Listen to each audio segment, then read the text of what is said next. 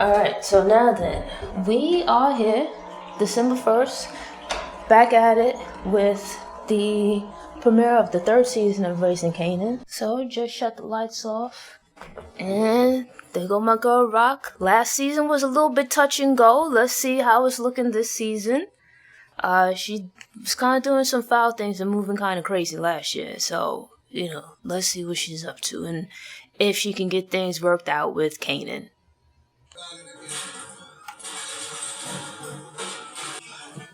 I wasn't too upset about, what's her name, Issa or Misa, whatever, getting killed. I didn't like the character. It's kind of a close call for RAQ. I was stressed watching the season finale because it felt like it was looking kind of touch and go for my girl RAQ for a minute there. And then with Marvin too, but luckily they both made it through. Now here we go.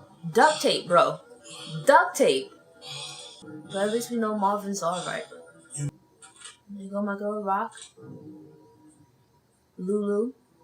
So it's like the aftermath after the bum rush that went down, well, really just all out assault. And so it's like, here it is that you now have this thing where they're like cleaning up the shootings that took place at the end of the second season. And with that, it's actually a pretty smart idea. They turn around and put all of this blame on Crown. That, implying, and Howard gets into the act, implying that, Crown was the running the drug operations at the projects. And, RAQ had business dealings with Crown in his record label. And then turns out that he owes all of these people money, and they're the ones that came and shot up the studio and shot up RAQ's house and shot RAQ and all this other kind of stuff. Like, really cleaning up the situation for the police. But as we all know, like, there's still going to be hell to bear with the actual Italians, right? Like, the street business isn't over as yet. It's just on pause for the time being.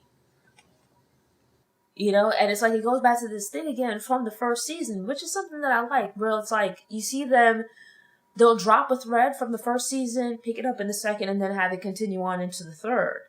Where RAQ herself, in the exchange that she had with Marvin about him lying, this thing of telling a new lie to cover up the old lie and then telling another lie on top of that one, and we see that with her as well, right? Where it's like, she's had so many opportunities to come clean and be honest with Kanan. And it's like at each one of those opportunities, she doubles down on telling him lies. And it's like they've now gotten to a point where it's like he doesn't know what to believe. He doesn't trust her at all. And you can't have a relationship with someone with no trust. But it's just interesting to see like how those two parental relationships have flipped. Marvin and Jukebox are, not that they're perfect, but they're in a far better place in their relationship than they were in the first season. And it's like you look at it that RAQ and Kanan's relationship is in a far different place than it was in the first season, and it's not for the better. From the preview clip, we saw that, RAQ and Kanan and Jukebox would end up sitting down, but it wasn't clear from the clips that Marvin would be in the room as well when they would have this conversation. This thing of RAQ letting them know that pretty much after the night that she's had, and likely the things she's been going through for the last few years and whatever else she's seen and experienced, things that they don't know. Like if you think back to like the first season of like this guy almost like raping her and whatnot and almost like getting killed and all of the things that she's been through and like the stress and this and that, which she alluded to back in like the very first episode of the first season. Like this thing of barely holding on. And at that point, she'd been in the game for several years. That is just like, it's too much, And so with that, she would like to cut her losses at this point in time and just do something else. To leave this life behind and make like a fresh start. Or if not a fresh start, to do something else, to leave this alone.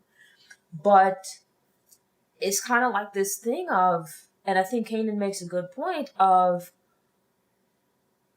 RAQ is like very deep into things.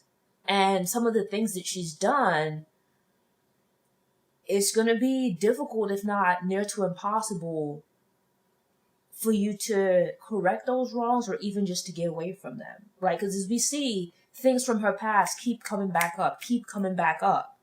And it's like she's starting to pay for the things that she's done in the past, you know? It's like it hasn't come back up recently, but even just the situation with Scrappy, that hasn't been addressed as yet, you know? And the decisions that she's made, the lies that she's told, the things that she's done, it's destroyed what's probably like the most important thing in her life, her relationship with Kanan, you know? And beyond that, it's just, it's going to be interesting to see how things play out from here, you know? Yeah. And I think it speaks to it, like, you know, Marvin, especially in the first season, he was kind of like the unintended, like, comic relief. You know, this thing of him and his breathing exercises, you know, like Kanan frustrating him and whatnot.